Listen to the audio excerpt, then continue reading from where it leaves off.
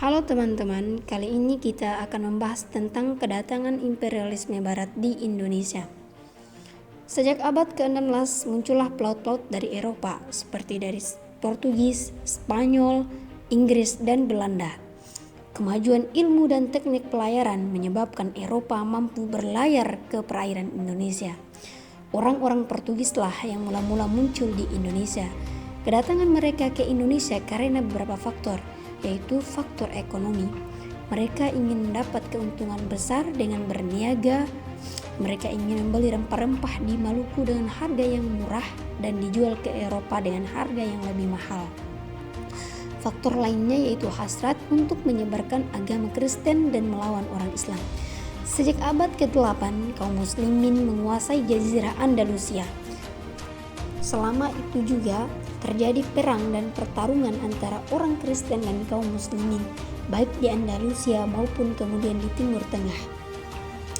Kemudian faktor lainnya yaitu hasrat berpetualangan yang timbul karena sikap hidup yang dinamis. Pelaut-pelaut Portugis itu ingin melihat bagian luar tanah air mereka. Dengan faktor-faktor itulah orang-orang Portugis berlayar menyusuri pantai barat Afrika terus ke selatan dan melingkari Tanjung Harapan dan menuju ke India. Setelah kompeni dikepalai oleh Gubernur Jenderal J.P. Coen, maka tujuan mereka makin jelas, yakni menguasai perdagangan rempah-rempah di Indonesia secara sendirian ataupun secara monopoli.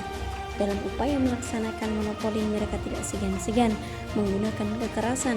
Kompeni melalui menguasai berbagai wilayah, baik secara langsung atau tidak langsung. Praktek yang demikian sangat merugikan kerajaan-kerajaan yang ada di Indonesia. Perlawanan Islam melawan penjajah. Perlawanan dimulai dari kerajaan-kerajaan Islam, kemudian melalui rakyat yang dipimpin oleh para ulama serta pergerakan sosial yang dilakukan di setiap daerah dengan memberikan kesadaran kepada masyarakat untuk ikut serta dalam melawan kolonial demi merebut kemerdekaan bangsa Indonesia. Dinamika perjuangan ini terbagi menjadi dua bagian, yaitu yang pertama, perlawanan kerajaan-kerajaan Islam di kawasan Nusantara. Masuknya bangsa Barat ke Indonesia mendapat perlawanan dari kerajaan-kerajaan Islam di kawasan Nusantara, seperti halnya Kerajaan Malaka yang melawan serangan Portugis. Kemudian Kerajaan Ternate yang melawan serangan Portugis juga di Maluku. Yang kedua, perjuangan para ulama dalam memimpin rakyat Indonesia melawan para penjajah. Kerajaan-kerajaan Islam telah berhasil dikuasai oleh para penjajah, namun rakyat Indonesia tidak berhenti begitu saja.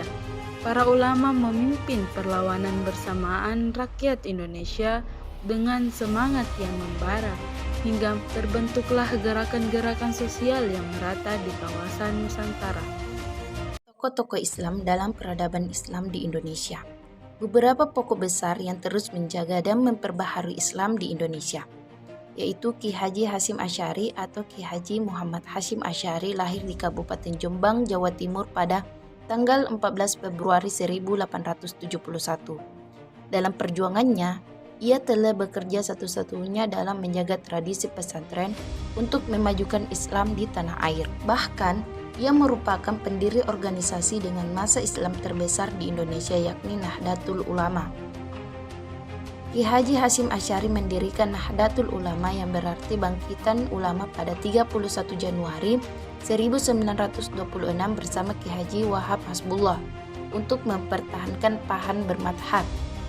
Ia tidak ingin Islam bercerai-cerai, berpecah belah, bertengkar, hingga bermusuhan. Sebab menurutnya agama kita hanya satu, yakni Islam. Sosok Ki Haji Hasyim Asy'ari ini merupakan murid dari Syekh Mahfuz, seorang ulama Indonesia yang menjadi pakar ilmu hadis pertama di Mekah.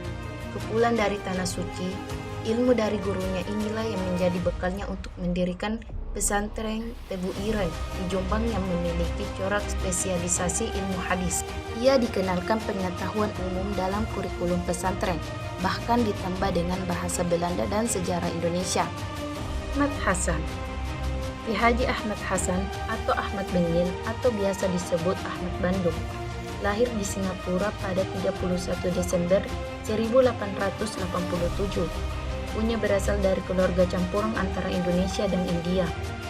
Hasan muda menggeluti beberapa profesi, mulai dari guru hingga seorang penulis baik di Singapura maupun di Indonesia. Pada saat di Bandung, ia bertemu dengan Muhammad Nasir yang nantinya akan menjadi tokoh penting Persis. Mereka berdua kemudian menerbitkan majalah Al-Mizan dan Pembela Islam. Sosok Ahmad Hasan memiliki pemikiran kritis dan tajam, terutama dalam memahami teks dan atau nasal Quran maupun hadis. Ki Haji Ahmad Soekarti. Ahmad bin Muhammad Asy-Syoekarti atau akrab dikenal dengan nama Ahmad Soekarti, lahir di Pulau Arku, kawasan Donggala, Sudan pada tahun 1875. Dia mengenyam pendidikan di Al-Azhar, Mesir, dan Mekah, hingga akhirnya mendaratkan kaki ke Tanah Jawa pada Maret tahun 1911. Hal tersebut dikarenakan permintaan untuk mengajar dari sebuah organisasi yang didirikan oleh warga keturunan Arab bernama Jamiat Khair. Merasa tidak cocok, ia keluar pada tanggal 6 September 1917. Mendirikan Madrasah Al-Irsyad Al-Islamiyah di Jakarta. Tanggal berdirinya madrasah tersebut juga diperingati sebagai tanggal berdirinya Perhimpunan Al-Irsyad. Organisasi ini memiliki tujuan untuk memulihkan Islam. Ki Haji Ahmad Dahlan. Ki Haji Ahmad Dahlan lahir pada tanggal 1 Agustus 1868 di Kauman, Jakarta, dengan nama kecil bernama Muhammad Darwis. Ayahnya bernama Ki Haji Abu Bakar, merupakan seorang khatib masjid besar di Kesultanan Yogyakarta. Sementara ibunya, Siti Aminah, ialah putri dari seorang penghulu. Semenjak pusat ini, ia sudah mendapatkan didikan dari lingkungan pesantren sehingga ia dapat menyerap pengetahuan agama dan bahasa Arab. Memasuki usia 15 tahun, ia menetap di Mekah dan mulai berkomunikasi dan tersentuh dengan pemikiran para pembaru Islam. Semenjak saat itu, ia merasa kampung halamannya yang digores oleh sinkretisme dan formalisme perlu mendapatkan gerakan pembaharuan Islam. Geratakannya langsung memberikan perubahan. Ia langsung memperbaiki arah kiblat yang sebenarnya, serta merenovasi jalan dan parit di Kauman.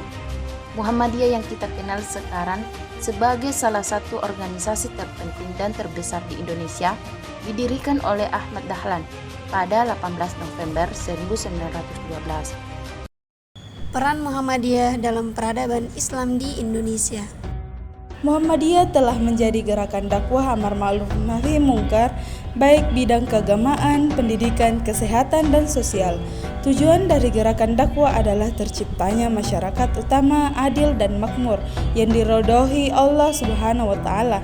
Muhammadiyah sebagai organisasi Islam tertua di Indonesia tidak pernah lelah berbuat yang baik untuk menampilkan wajah Islam yang rahmatan lil alamin. Organisasi ini mempunyai peran sebagai problem solving berbagai permasalahan bangsa. Partisipasi para aktivitasnya dalam forum-forum antara bangsa telah lama dirintis, baik untuk misi-misi perdamaian, program kemanusiaan maupun dialog antar agama. Di usia yang jauh melampaui usia Republik Indonesia, tidak pernah berhenti dalam melakukan gerakan sosial yang bermanfaat bagi kemanusiaan dan peradaban, baik dalam lingkungan lokal, nasional, dan internasional. Muhammadiyah akan terus mengadvokasikan masyarakat akan pentingnya pencerahan dan penyejahteraan umat sehingga terwujud peradaban utama di skala nasional maupun internasional.